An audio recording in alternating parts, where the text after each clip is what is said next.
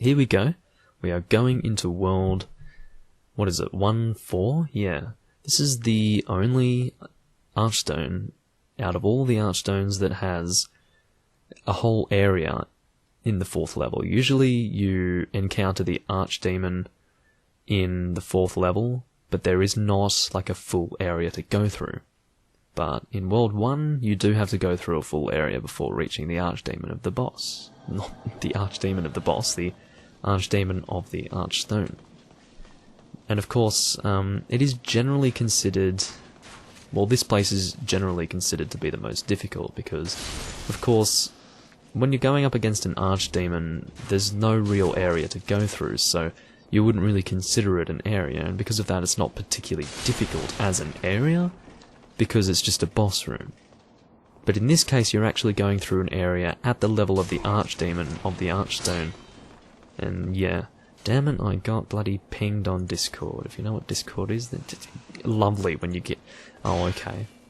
Something relating to Arcuade. Anyway, sorry. Arcuade Brunstad, I think her name is. Anyway. So, look, I have a thing for her, alright? Now, to excuse that random interruption there, it's things like this that really differentiates post-commentary between... or differentiates post-commentary from live commentary, because I'm totally not actually invested in the... in what's going on the screen, basically, because I'm not actually playing it, I'm just sitting here watching it. And it's also like 11:20 PM, so I'm kind of slowing down for the day, so yeah, do excuse that. Anyway, that guy is the easiest to kill. He's the guy with the penetrator sword that we just slayed there. And the guy who we're targeting right now, we are probably not going to bother killing, because he is pretty difficult to kill if you don't have... Well, what would you even use against him? Let me think for a minute. I think you would... Maybe I am going to be able to kill him, because if he hits me with his wrecking spear or scraping spear, I might be able to repel his attack, and then that would give me an opportunity to hit him, but probably not. Generally speaking, you don't even want to get hit by that spear, because it does reduce your weapon durability and your armor durability, quite frankly. So, actually no, it shouldn't deplete your armor durability if you shield it. It should only deplete your shield durability. If you actually physically get hit by the spear, then yes, it will be reducing your armor durability, so yeah. And the white bow is not really something that I'm going to be using. I think that's good with like some kind of magic and dex stat scaling, so like I'm not really using either of those stats, so yeah, not very helpful for me. I will mention that the crystal lizards in this area are very useful, and you should do your best to actually kill them.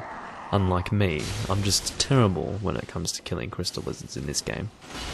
I mean, admittedly, this is the game that is probably most difficult to kill crystal lizards in, because, of course, they didn't have the system which was first introduced into Dark Souls, where if the crystal lizard falls off a ledge, you know, you can still get the item from it if you have killed it, but no, not in this game. It's just generally harder to kill crystal lizards in Demon Souls, but I would say in Dark Souls 2 it's probably even harder to kill crystal lizards than in this game. So yeah. And as you can see, I'm just going through, I'm tanking all of these enemies. It's kind of... It's not what you would call the most skilled play you've ever seen, but it doesn't really matter as long as it gets the job done. Now, I'm just taking this guy head on and shielding his attacks because I've got a really good shield, but you really wouldn't want to... I just dropped a button onto my keyboard, to excuse that. There's a button from my jeans that I need to sew. No, I'm not walking around with a pair of jeans that has no top button. I have a few pairs of jeans, I'm just not wearing that pair for now. Well, that's right. Yeah, okay. I totally forgot about that now that I think about it. No, I haven't been wearing them. It's just... Anyway, we won't get into it. Now, this dragon here is kind of... yeah, good idea, Doomlink. Let that fat official get killed before you cross that bridge. I did get a good... Oh, I'm letting the fat official come. Well, that's fair enough. And he will get killed here. Oh no. That's annoying. Okay, now, what you need to do is kind of time this correctly. Oh, okay, so I'm gonna be picking up that item and then going. So as long as you time this appropriately, you should not get hit by this fire. And even if, look, generally, even when that fat official gets in the way, you should be alright. It is possible to go too fast across that bridge though, and you end up getting hit. Like, there are 3 sections of the bridge that the dragon burns. The first section, the middle section, and the end section where we're standing right now. And it is possible to get burned in that end section if you're going too fast. Like, you just get immediately burned. It's really terrible. It did happen to me at one point. But, yeah, anyway. As you can see, this is not a very lengthy area to go through, but the enemies in this area are more strong than any others that are present in this game, as far as I know, so yeah, it's short, but it is dangerous, so do be careful. And I think Bior should appear for us here. He doesn't always appear. If you've killed him in your playthrough, he won't appear. Oh, that's right, I did kill him for Stones of not Stones of Ephemeral Eyes. I killed him for something. What was it? Oh, do I get... No, I don't get killed there. That's a very good thing. Fortunately, I've got a lot of health and a lot of defense, so yeah, I managed to withstand that. But yeah, the good thing about Bior appearing there is that he serves as a distraction for the dragon. But, yeah, it is still kind of possible to get through there without Bior, but it's pretty hard if you don't have something like second chance or high defense or high health. And when you talk to, what's his name, Ostrava of Boletaria there, he just kills himself. Because basically his father is corrupted and he can't really face it, so he just ends his life. And generally what I do with Ostrava is that I don't bother killing him normally, I just send him off the edge here. As you can see, I'm kind of angling him towards the edge there. Because I have no interest in his weapon and his armor. The only thing I'm interested in is his mausoleum key, which he gives to us when he commits suicide whilst alive, so yeah. His Black Phantom form gives us the rune shield and the rune sword. Or maybe not, I'm pretty sure it gives both the sword and the shield. I'm quite sure. It does have its benefits, but I feel that you need to kind of have a rather specific build for it. I wouldn't really bother with it, so yeah. Now, one thing that I do really dislike about this elevator here is that it's slow, and you can see this. If you can't see it yet, then you'll be seeing it in a moment, because, you know, we're not going to be getting to the top anytime soon. It's very slow, and it's annoying. And I did have the misfortune of actually accidentally sending it back down again after reaching the top, and I was so livid because I had to wait until I got all the way back down just so I could go all the way back up again. It was very annoying. So yeah, I decided to play the cutscene here. In my first Let's Play of this on my channel here, I killed this guy very easily because I was fast rolling and using a fast attacking weapon. That is the best way to fight this guy, honestly. Just going two-handed with a fast attacking weapon and rolling around. Very easy. But unfortunately I'm using a slow rolling build with a slow moving weapon, and I really can't say I did too well with him here. It had also been a decent amount of time since I'd last fought this guy, so I was a little bit out of it. So generally, I'm just kind of, for the first time in a very long time, like, it hadn't been that long since I fought him last, but the last time that I did fight him, I fought him in a very different manner, so I'm just kind of relearning how to fight this guy using a more or less stationary build. I mean, it's not stationary, but it's more stationary when you compare... Oh, get away from that. What was I even doing there? That was terrible. I could have rolled through that easily. So yeah, basically I just lost a soul level there. It drains a random stat, I think. And I'm glad that I was smart enough to turn around and shield that attack, but anyway. I would have been able to roll through that soul drain there, but I guess maybe I didn't realise what that was. Maybe I just lost my mind there, I'm not too sure. Or maybe I thought that I had backed far away enough. he does kind of lunge forwards a little bit with it, so... Yeah, I turned to face that explosion just in case I hadn't backed away far enough, because I stopped targeting him due to the distance between us. I had turned my back to it, so I kind of faced my shield back to it there, and there you go. I actually decided to roll that time, and I made it. As long as you roll, you should be okay, even if you're fat rolling, so yeah. I mean, I'm not sure if you guys can see, but he really does do a decent amount of damage, even through your shields, so I wouldn't really say that the build I'm using right here is the best for this guy. It's still manageable, but if you want to compare difficulty, it's just not... There is no comparison when you're comparing it to a fast-moving build with a fast-attacking weapon. I guess the good thing with a heavy weapon like the Dragon Bone Smasher is that he does get flinched on every second hit, to my memory. There's a decent amount of damage just lost there.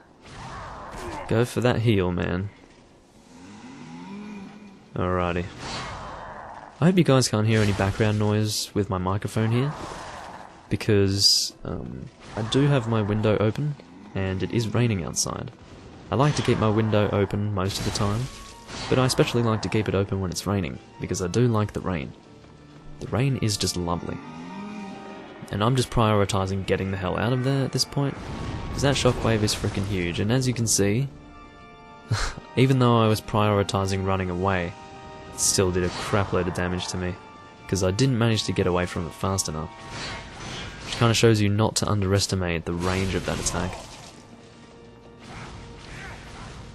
I mean, I have fought this guy many times, but I really can't recall a time when I used a build like this against him. Probably, maybe on my first playthrough ever of the game, I fought the False King with a build like this, but I generally really don't like builds like this. I decided to do it first and foremost for fun when I started this Let's Play. Like this little Let's Play series, I suppose. I decided to do it first off because I never really did that kind of build. Or did this kind of build, I should say. But, unfortunately for me, it just didn't really turn out that well, I don't think. I don't think I did too well with this build in terms of my play, because it was kind of like a style that I wasn't used to, but, anyway, what can you say? There's that. That's an easy one to dodge, that vertical strike there. I think it does do a lot of damage to you. Generally, an attack that is easy to dodge is an attack that's going to do a lot of damage. That's generally how it works, because if you're generally going to be able to avoid it, but if by some strange chance you can't avoid it, the game's just going to be like, okay, you can just get hit, mate. You can just take a crap load of damage. And you can also see the amount of stamina damage his weapon does to my shield when he attacks. So, I mean, not only does he deplete a lot of our stamina when he hits our shield, he also actually does magic damage through our shield, which is really bad, so... Yeah, just generally I don't like this kind of set, and because I'm getting close to killing this guy, I'm kind of just topping up my health and making sure that I don't do anything stupid. He's quite close to death, so, yeah, anyway. Of course, the pressure is on at this point. Because, you've done a long fight, more or less, and it doesn't take too much to slip up with this guy, to be honest. He's very onto it, and he has some attacks that are kind of difficult to avoid, from time to time anyway. They're simple to avoid if you can move fast, but not with a build like this. With this kind of build, you just kind of have to take it.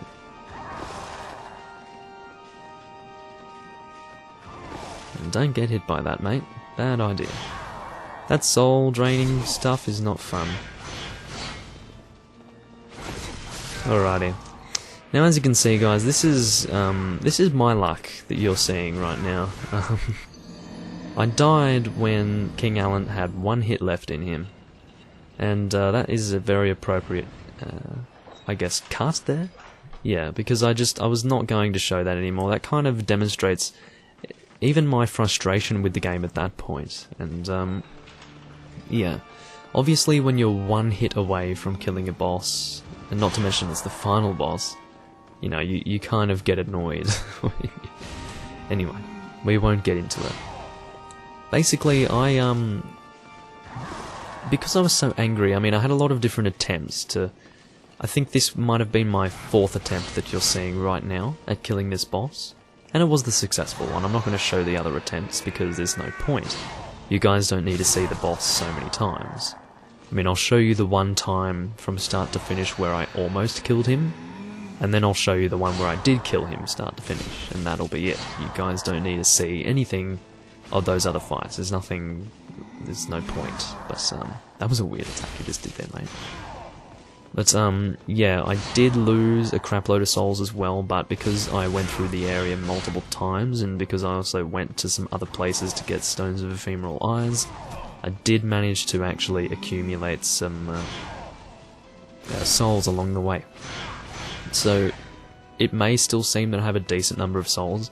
I don't know if I have more or less than I did when I was last fighting him, I forgot to check, but it is a different number entirely. It's a different lot of souls, because I had since lost souls since then, because I did manage to get my bloodstain back at this boss, because I think I died before the boss, and that was annoying. Probably something stupid with the dragon, I would say, because the dragon can do some dumb things from time to time. I generally have the the enemies of this area down. There we go, get away from that shockwave once again. I think what you need with this boss more than anything is the patience to fight him, because it does take a while. He is the final boss, so generally he does take the longest.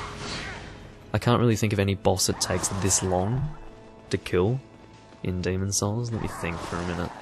I really don't... I mean, maybe the Flame Lurker if you're fighting him legitimately, but even then, you know, you can generally kill him faster than the... what's his face? The old King Allant. I mean, if you call him the False King, that's also correct. He is a False King. He's basically King Allant, but corrupted, so... yeah. Do more of that Soul Drain. After that first time, I never did get hit by Soul Drain again, because it's just not on. I'm not going to allow myself to get hit by Soul Drain. And I'm kind of doing these pointless rolls, even though I don't really need to, because it's still within my, how do I say, it's a habit of mine to roll. You know, it's just something that I do when I'm playing the game, because I'm so used to being, I guess, more mobile than I am here. So I still do some futile rolling. I mean, it's not quite... the only time that it's not futile, actually, is when I'm avoiding those, what do you call them? Soul Sucker? Soul Drain moves? But, other than that, they're kind of useless, but, I do them anyway, because it is a habit.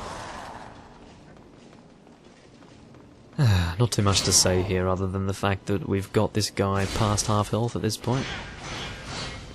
And you can kind of watch my stamina here, and you can see that, like, the true battle here is when you watch the stamina bar. You need to kind of watch what's going on with the stamina bar, and when you've got a weapon like I have here, it's, it gets difficult. Because you can only block so much because of your stamina, and you can only attack so much because of your stamina. You can only roll so much because of your stamina. It's all stamina dependent. So, yeah. It's not quite so heated at this point, but you can... if you watch closely, there is definitely a huge aspect to the fight which is related to stamina, so... if you ever see me drop my shield at any point, not just in this fight, but in the game in general, when I'm fighting a boss or a difficult enemy, I drop my shield so that I can regain my stamina faster. So, if you ever think it's weird that I'm dropping my shield, it's because you do regain your stamina faster at that point. As you can see, I dropped my shield there because he wasn't attacking. It is important to do that. And, you know, at this point, keep in mind this all had live commentary, but I don't think that I was talking during this fight, simply because I was at the point where I was like, okay, I refuse to fail this fight anymore, so I'm going to make sure that I'm on top of my game, and I decided not to talk. I was talking for the entirety of the first fight, and I basically killed him. I mean, let's be honest, I basically killed him in the first fight, because he was one hit away, and it just... I don't know, it was just super unlucky on my part. But, anyway, got the False King's trophy there. And at this point I'm pretty happy that I managed to kill him. Because you would be. It was a little bit of a lengthy process to get that done, and it did feel a little bit hopeless as well. I just skipped all of that. Okay, yeah, I was not in the mood at that point. I think I just wanted to finish the game on this build. And I think immediately after finishing the game on this build, I went and moved on to a dexterity build or something. Was it a dex build? I think it was. Was it a dex or magic build? No, it wasn't a... No. It went strength, magic, faith. I never did a dex build. I was planning to do a dex build after my faith build. I guess I did somewhat of a dex build originally, like that was my first Let's Play. Technically my second, because I've done so many different Let's Plays of this game. Like, the first part of my first Let's Play is actually from an earlier Let's Play again, if you can work that out, which you should be able to. It was from very late 2015, I think. But, like, you know, to last few days of December. But, anyway. Wait, 2000... Was it 2014? Yeah, it was 2014, not 2015. Anyway. So yeah, what I'm doing here... Oh. Yeah, that's right. I thought, why was I falling there? You know, it's because I wasn't used to the... oh, whoops. I accidentally paused the playback and now it's probably slightly out of sync. God damn it. Let me resync that. Give me a second, guys. Alright, we're back. I just needed to resync my post-commentary there. It was stupid because all I wanted to do was kind of like look at where I was at that point in the video, like on the timeline, and stupidly I paused it. But anyway, it's alright. So yeah, I do have a bad habit of doing this. And as you can see, I don't think I have any stones of ephemeral eyes anymore, and so I was probably pretty livid at this point. I think I'm just standing here going like, I'm just not impressed right now. Or was I? What am I even doing at this point? I'm probably monologuing about something or other. If I'm standing still because I'm looking at something, it's okay. Looking at something online or something, I don't know. Stop saying something. Just stop repeating the same word all the time. Oh, I think I might have been looking online to see what I could use the False King's Soul for. Seems like nothing much. I mean, if I remember correctly, you use the False King's Soul for the, what was it again? The Northern Regalia, yeah. That's the only thing you use for that Demon Soul, I believe. And I don't really want to use the Northern Regalia because it's kind of a cheap weapon, purely in the fact that you don't actually need a specific kind of set of stats for it to be super strong. You just need to have, like, really dark character tendency or really light character tendency for it to be super strong, so... Anyway, I'm pretty sure it's character tendency. I would imagine so. But yeah, what I'm kind of like looking at here, and it was kind of blowing my mind, was that it's literally the exact same area as Ash Lake from Dark Souls. Like, if you look at it, it is literally the same. And it was kind of really blowing my mind. Like, it is Ash Lake, literally. And, it's just one of those things that I never really thought about until that moment in time. It was weird. Anyway. Let us proceed into its lair. I think I was kind of pissed off because she wasn't letting me level up. I mean, as you can see, I have 191,153 souls, and I couldn't even use them, so... And look at this, this is quite similar to the Bed of Chaos as well. From Dark Souls, of course. But yeah, this post-commentary here was something that I kind of was holding off on doing for a while, but I kind of forced myself to get back into it because I really need to get all of these Dark Souls and Dark Souls 2 and Demon Souls videos out. I haven't uploaded any of Dark Souls 2 yet, but it'll be happening soon. Yeah, I really do want to get it over and done with. So yeah, this is a very easy final boss. He is the true final boss of the game. He's basically King Allant, but I guess he's the true King Allant, but he's just been, yeah, he's not really a human being anymore. He does do a decent amount of damage to you, funnily enough, but very easy to avoid his attacks, so you shouldn't have too many problems with him. Kind of ironic that the final boss of the game is easier than all other bosses. Unfortunately I revived, so that was a good thing. I'm glad. And he drops the Demon Brand? Oh, Soul Brand. I always get confused with that. Oh well. Anyway, I skipped the final cutscene there, I don't know why, I'm an asshole. And you can do one of two endings. You can either leave the area, or you can actually kill that woman. And I decided to leave the area for this ending. There were two different endings. One, you kind of let the old one go back to its slumber. And then the other one is you kind of conquer the world. It's just kind of... Anyway. I would say this is the good ending. If you kill the Maiden in Black, it's probably still not a bad ending, but it's not really morally positive. I think I just skipped the cutscene. Yeah, anyway, I'm just skipping everything. Anyway, sorry. I mean, you have to understand, like, I was in a pretty rough mood at that point. I mean, you don't have my original commentary to go on, but take my word for it, I was pretty, I was in an interesting mood at this point in time. So yeah, World Uniter's trophy, that is what you get for that particular ending. I think you get a different trophy for the ending in which you kill the Maiden in Black. Gives you a different cutscene and all of that. I'm not too sure if it gives you a different achievement, but I would imagine it would be a different achievement, because I don't think you conquering the world makes you the World Uniter, but anyway.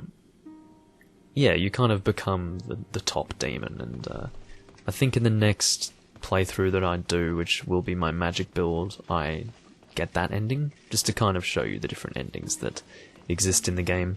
I can't remember which one that I did for my first Let's Play on this channel, of Demon Souls, but yeah. So anyway, of course, I will be doing, well, I've already done it, but I will be uploading my New Game Plus playthrough of my strength build here after this, and I'm probably going to stick to uploading that before I start uploading my magic build. It's not going to be chronologically the same as when I recorded it as I upload it, but at the very least you can kind of watch it in whatever order you want to, or you don't even have to watch it if you don't want to, I suppose. But yeah, I haven't actually finished my New Game Plus playthrough of my strength build yet. The only New Game Plus playthrough I think I've finished is... I'm pretty sure I finished one of them. Which one did I finish? Well, there was one of them, but anyway, I'm quite positive that I did finish one of them. I think it was my... Hold on. No, there was more than that. No, I didn't just do... Hold on. No, it was. Yeah, maybe it was my magic build that I can't remember, guys. Sorry.